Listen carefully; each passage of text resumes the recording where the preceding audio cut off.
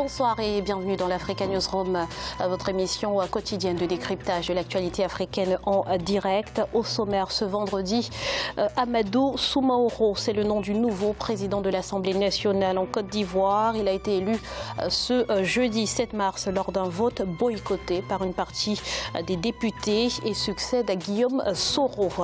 Au programme également, première édition du forum Vox Echo à Brazzaville, un forum qui vise à mutualiser les idées et les initiatives dans le but de relancer l'économie congolaise. Et puis les femmes sont à l'honneur en ce 8 mars, journée internationale des droits des femmes. Quels acquis et quels défis? Eh bien, on en parle sur ce plateau avec nos invités. Monsieur Khalil Ibrahim Konaté, bonsoir. Bonsoir madame. Vous êtes président du conseil régional du handball et cadre du RHDP en Côte d'Ivoire. Merci d'être avec nous sur ce plateau. Merci. Avec nous également monsieur Marc Mvebekal. Bonsoir. Bonsoir. Vous êtes maître de conférence à l'Institut universitaire de Reims. Merci d'être avec nous sur ce plateau. Merci de m'avoir invité. Et à vos côtés, monsieur Michel Langa, bonsoir à vous. Bonsoir. Vous êtes avocat et président des Amis de la Centrafrique. Merci d'avoir accepté notre invitation. Merci de l'invitation. On démarre tout de suite avec l'actualité politique.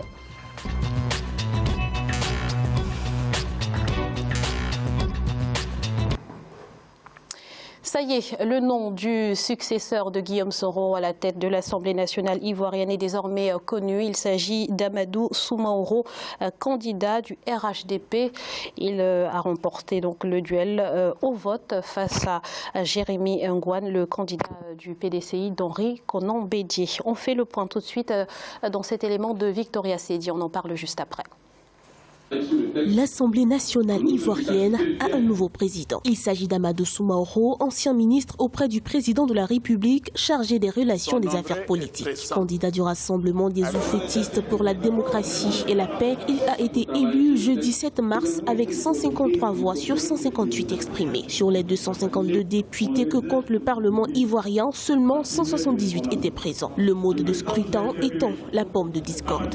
Justement, on respecte ce vote secret. Mais quand il y a des bulletins multiples, ça ne respecte plus le vote secret. Le bulletin unique préserve le secret du vote. Le mandat du député est un mandat non impératif. Dès qu'il arrive à l'Assemblée nationale, il est dans l'enceinte du palais du peuple. Donc il fait des choses conformément aux intérêts du peuple. Donc quand il vote, le vote doit être secret, avec un bulletin unique. Notons que le Parti démocratique de Côte d'Ivoire de l'ex-président Henri Konan Bédié, le Rassemblement pour la Côte d'Ivoire et Vox Populi ont boycotté ce vote. Les dernières élections locales de 2018 avait déjà soulevé des inquiétudes au sein de la classe politique sur la tenue des prochaines échéances. Elles avaient en effet suscité des heurts avec à la clé des pertes en vies humaines. Nous sommes allés de difficulté en difficulté. Regardez les dernières élections dans des endroits comme à Bassam où on a brûlé des bulletins, on a déchiré des urnes, où on a empêché des gens d'aller voter. Est-ce que ça augure des lendemains qui sont bons? Non, pas du tout. Amadou Soumaoro succède ainsi à Guillaume Soro qui a démissionné en février 2019 pour exprimer son refus d'adhérer au RHDP que dirige son ancien allié Alassane Ouattara, l'actuel président ivoirien.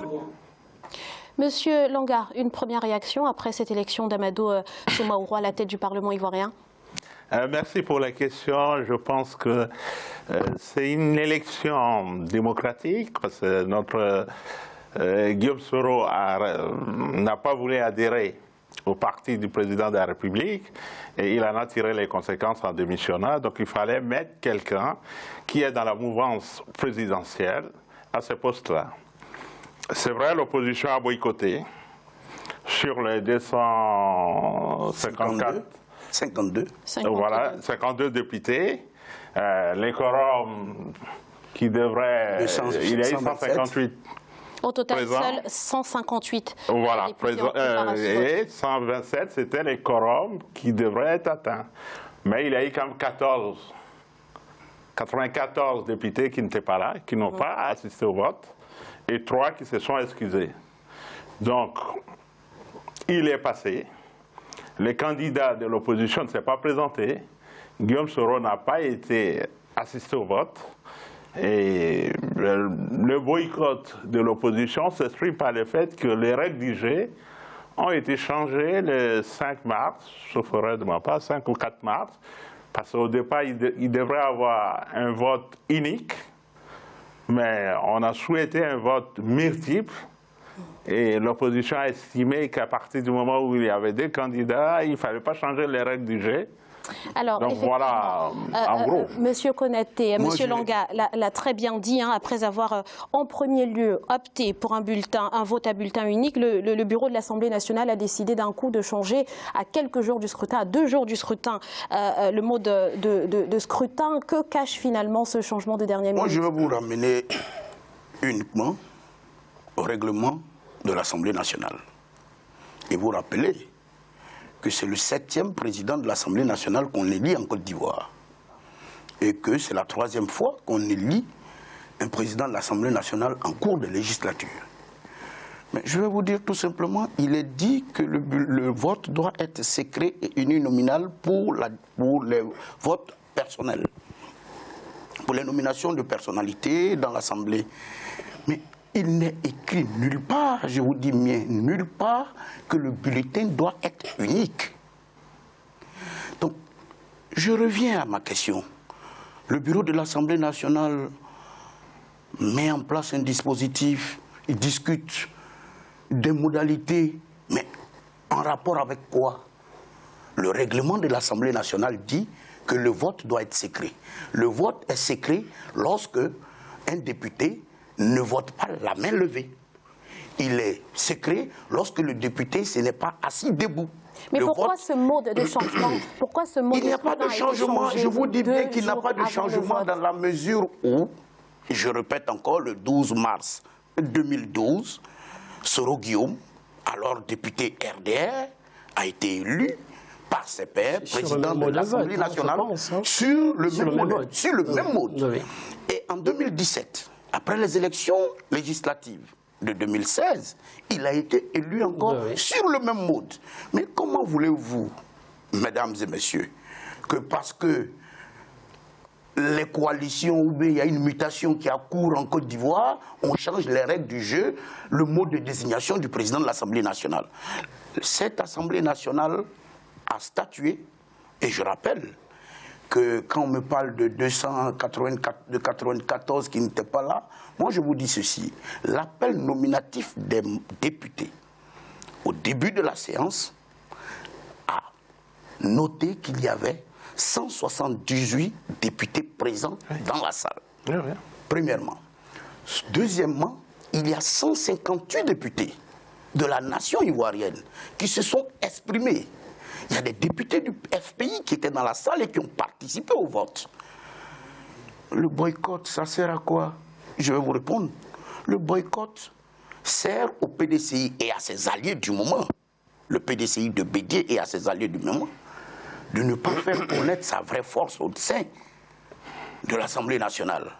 Parce que, je vais aller un peu plus loin, ils ont revendiqué à un moment donné, toute l'opposition confondue, 101 députés. Après 126 députés, c'était l'occasion pour eux de démontrer qu'ils sont 126. Mais ils ne Alors, on va prendre le point de vue de M. Mvebekal. Je crois que, bon, alors, mais les deux intervenants ont certainement une connaissance plus fine de la politique ivoirienne. Et la question que je peux commencer par me poser est de savoir quels sont les enjeux véritables de cette polémique autour du mode de vote, autour de... pourquoi? Parce que... Pour l'opposition, la démocratie n'a simplement pas été respectée. Hein. C'est ce que dit l'opposition. Alors, je ne sais pas de quelle manière. C'est pour ça que je dis que, bon, n'ayant pas une connaissance fine de la politique intérieure ivoirienne... Non, je vais intervenir. J'essaie de mettre d'abord le cadre pour dire que, bon, la démocratie n'a pas été... moi, je pense que, d'abord, si finalement l'élection d'un président d'Assemblée nationale fait la une des journaux aujourd'hui, défraie la chronique, c'est parce que cette élection nous situe dans une autre perspective, dans un premier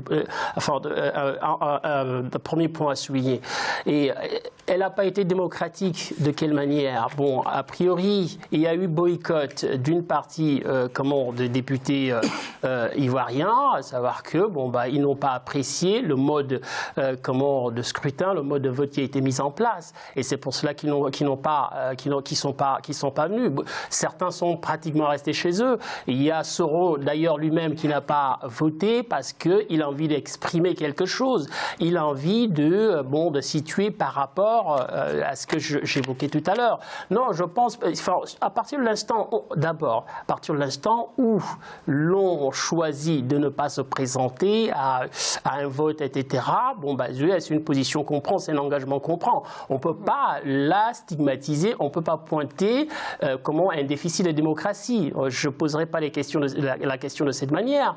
Mais là où je veux, moi, je pense que l'élection de d'Amadou Soumaoro me semble plus ou moins naturel, en ce sens que, il est quand même issu de la majorité parlementaire, et qu'au final, il était plus ou moins naturel, normal que quelqu'un issu du rassemblement des euphoétistes, n'est-ce pas, prenne la présidence de l'Assemblée nationale.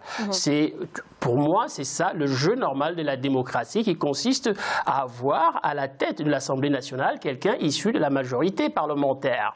Bon, là, maintenant, franchement, moi, je saisis pas le sens de la polémique.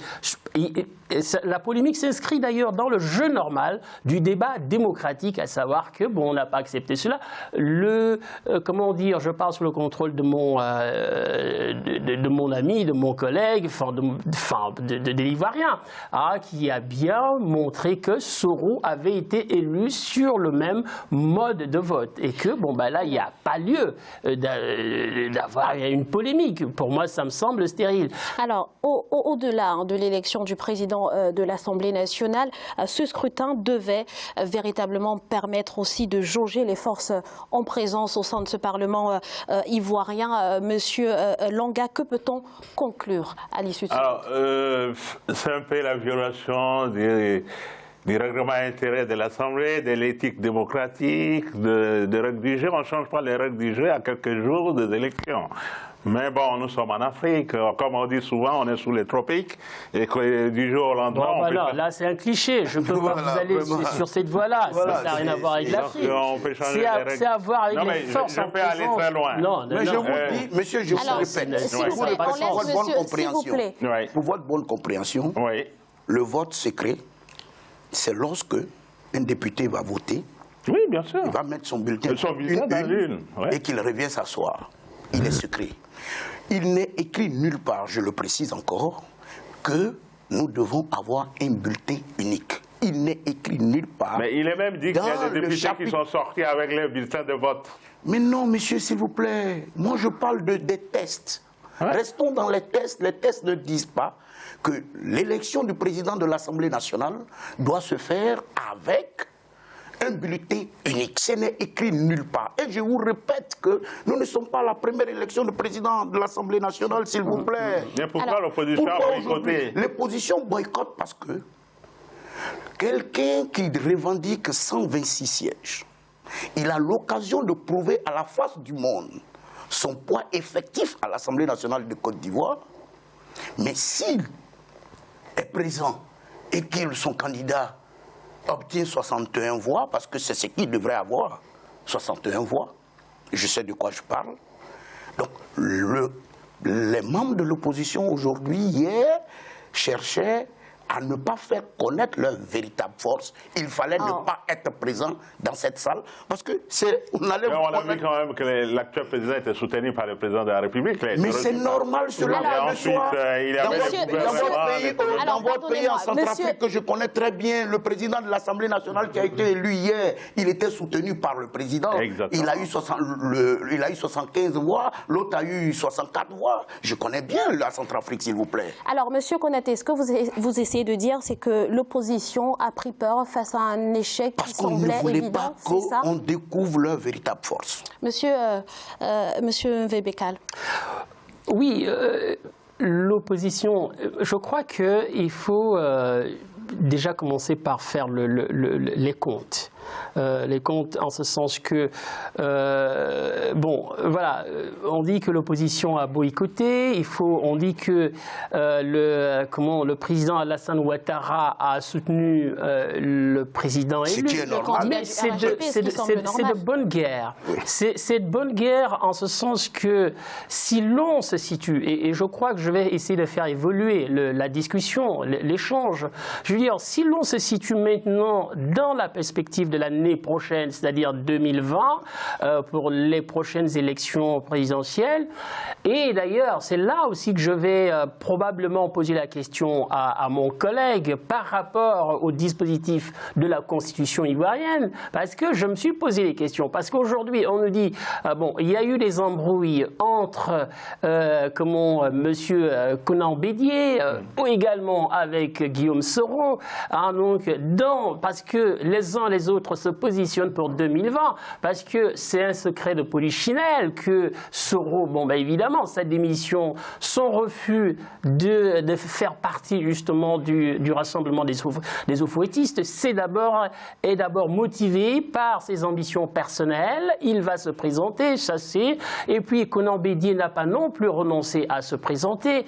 Et aujourd'hui, Alassane Ouattara qui nous a dit que, bon, lui, il œuvre pour la promotion de la jeune génération, alors que dans le fond, il se positionne d'abord pour lui-même. À partir de là, c'est un procès d'intention. Pour l'instant, le président Ouattara ne s'est pas prononcé. Le président Ouattara ne s'est pas prononcé. Bon, disons que ce qui est là, et en tous les cas, pour me permettre, si je peux me permettre. Donc, ce que j'essaie de dire, c'est quoi? C'est que, bon, maintenant, le soutien d'Amadou Soumaoro, moi, me semble-t-il, s'inscrit dans un jeu stratégique, qu'il se présente ou pas, pour les élections de 2020. Merci, M. Mvebekal. Je voulais rebondir un peu sur des thématiques qu'il a abordées par rapport donc aux perspectives pour l'année prochaine.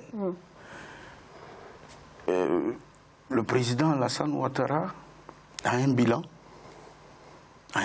mais qui est salué par l'ensemble des Ivoiriens sérieux, qui savent lire, qui savent ce qui a été fait en 7 ans, donc ce qui pourrait être fait dans les 2 années qui viennent. Avec avant-hier, le Conseil des ministres a mis en œuvre donc une décision du président lors de son adresse à la nation de mettre en place un programme social de 700 milliards de francs CFA pour adresser les questions sociales à la base. Mais je vous dis, nous sommes dans une situation où il y a 2 forces en présence qui sont en train de se jauger. L'une des forces est déjà constituée, qui a une machine, qui est le RHDP, qui est à l'ouvrage, qui a un projet politique de rassembler les enfants de Côte d'Ivoire, quelle que soit leur origine. Tout le monde peut le faire. J'en viens à mon développement, qui a à l'ouvrage pour améliorer le quotidien des Ivoiriens. Vous savez, madame, que de 1960 jusqu'en 2011, la Côte d'Ivoire avait comme puissance installée 1200 mégawatts. Vous savez que de 2012 à 2018, nous sommes aujourd'hui à 2275 mégawatts. Vous savez, ce que vous voulez nous dire, c'est que il faut faire avancer la discussion là. Plus de 30 000 salles de classe. Parce que c'est la propagande de Ouattara qu'on est en train de faire. C'est la qualification pure et simple des faits. Je ne fais que qualifier les faits. Pourquoi faisons-nous de la politique?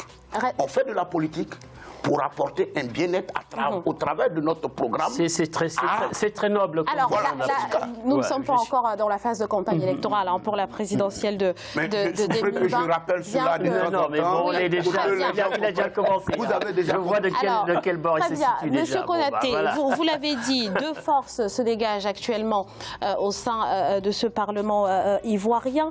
À ce propos, vous l'avez dit, Henri Konan Bédié a pris attache avec Guillaume Soro ces derniers mois. Les deux sont soupçonnés de vouloir former un ticket en vue de la présidentielle de 2020. Quelle chance a selon vous cette alliance, Monsieur Langa? Je vais peut-être laisser mon voisin. Oui, ce serait de l'ordre du spéculatif.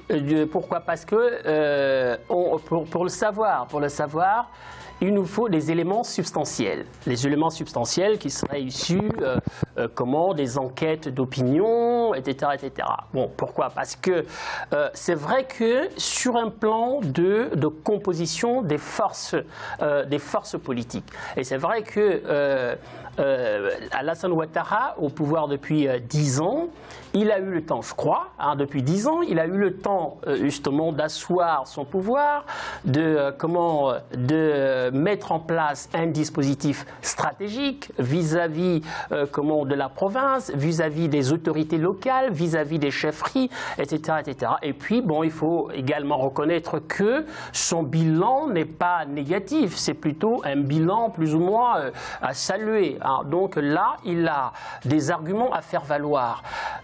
D'un autre côté, il y a Guillaume, il y a d'autres qui n'ont vraiment jamais été au pouvoir, qui ont plutôt leurs preuves à faire.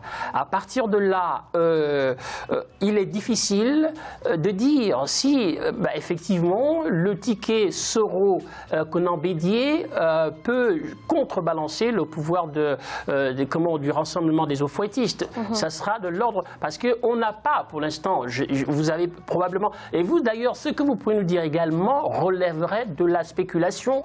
Pourquoi? Parce qu'on n'a pas... Ah non, c'est pas possible. On n'a pas d'éléments. Je suis un acteur. Oui, on n'a pas d'éléments. Je suis président d'une région. Oui, on va Je suis président d'une région. Il y a eu des élections de mi-mandat le 13 octobre 2018.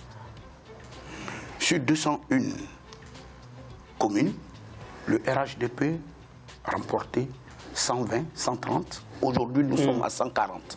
Parce que les Ivoiriens et les élus continuent à frapper à la porte du RHDP parce que l'offre du président, dans le cadre de la consolidation de la paix, est alléchante. Deuxièmement, nous avons une Assemblée nationale où les députés issus du RDR ne sont pas 153. Mais hier, ce qui s'est passé, c'est 153 députés de la nation qui ont voté pour le candidat que le président Alassane Ouattara a désigné comme candidat de notre formation politique. Deuxièmement. Et troisièmement, le binôme Bédié-Soro. Mais je vais vous dire, le PDCI de 2019, mais n'est pas le PDCI de 2010. Le PDCI de 2010, du PDCI de 2010 est sorti le vice-président Daniel Kablan-Duncan, est sorti le ministre Hachi Patrick, est sorti le ministre Amédée Kouassi-Plé, est sorti Amédée Kouassi, est sorti... S'il vous plaît, s'il vous plaît, s'il vous plaît. Non mais bon, vous monopolisez la parole. Donc, vous avez, madame, son propos, ensuite vous aurez la parole. Une force qui est déjà constituée, qui est le RHDP, qui est ULI, c'est une machine qui a fait le maillage du territoire, et une autre force qui n'est pas encore en train de se constituer. Ils sont encore dans des débats. Merci, monsieur Konaté. Voilà, c'est de cela qu'il s'agit. Tout ce que je voulais dire, c'est qu'en parlant de la paix, j'estime que la paix ne peut pas revenir dans ce beau pays qui est un pays frère. Mais pourquoi nous sommes en paix, on veut la consolider. Sans la présence de Laurent Gbagbo, on veut la consolider. Sans son parti. Donc moi, je pense que tous les Ivoiriens ont besoin de s'unir pour reconstruire ce beau pays que nous aimons. Je suis d'accord avec vous. Mais malheureusement, aujourd'hui, il ne faut pas éloigner les autres du président Laurent Gbagbo. Merci, monsieur. Est dirigé par 3 branches. Il y a une branche à Soadou, il y a une branche Mme Simone Evé Gbagbo, il y a une branche à Félix. L'objection relative que je voulais apporter à l'argumentation de tout à l'heure concerne ce qui nous a été présenté par rapport à l'Assemblée nationale. Parce que quand on réfléchit, il faut toujours distinguer les élections législatives. Lorsqu'une population décide de porter un député à l'Assemblée nationale et les élections présidentielles. D'ailleurs, on a hérité de la tradition politique française qui veut que l'élection présidentielle soit une rencontre entre un homme et la population. Oui. Et donc, à partir de là, il ne faut pas confondre les deux. Il ne faut pas postuler que c'est parce que le rassemblement des euphoétistes est majoritaire à l'Assemblée nationale que, effectivement, la Côte d'Ivoire est absolument en faveur d'Alassane Ouattara. Pour terminer, ce que je veux dire, c'est quoi? C'est que on a là, je crois que Guillaume Soro, c'est une personne qui a montré qu'il a des capacités, qu'il a des outils, des arguments politiques, et reste aujourd'hui à construire un projet, à présenter, à rencontrer les Ivoiriens. Et je pense sincèrement cela. Et on ne peut pas dire aujourd'hui que c'est parce que on a voilà, donc, absolument. Ça, c'est autre chose. Merci, messieurs. Une dernière question très rapidement. Monsieur Konaté, avec les opposants qui se multiplient, Henri Konan Bédié, Guillaume Soro et peut-être même Laurent Gbagbo, qui sait, qui, selon vous, serait le meilleur candidat du RHDP en 2020? Mais le président de la République l'a déjà dit. Le candidat du RHDP sera choisi par des primaires et au moment venu, il nous indiquera la voie. N'oubliez pas que le président de la République est le président du Rassemblement des euphoétistes pour la démocratie et la paix. Et donc c'est lui qui fixe le cap. Et nous suivons le cap. Mais alors, est-ce que je peux me permettre, parce que là où je voulais assez rapidement revenir, parce qu'il y a une incertitude sur la candidature d'Alassane Ouattara, mais pourtant la Constitution ivoirienne nous dit que le président de la République n'est rééligible qu'une fois. Oui. Et donc savez, là, à partir de là, je crois que... Pardonnez-moi, messieurs, oui, on va s'arrêter là. Très bien. Merci pour toutes ces précisions. Nous allons marquer une courte pause. On se retrouve dans quelques instants pour la suite de l'Africa Newsroom. À tout de suite.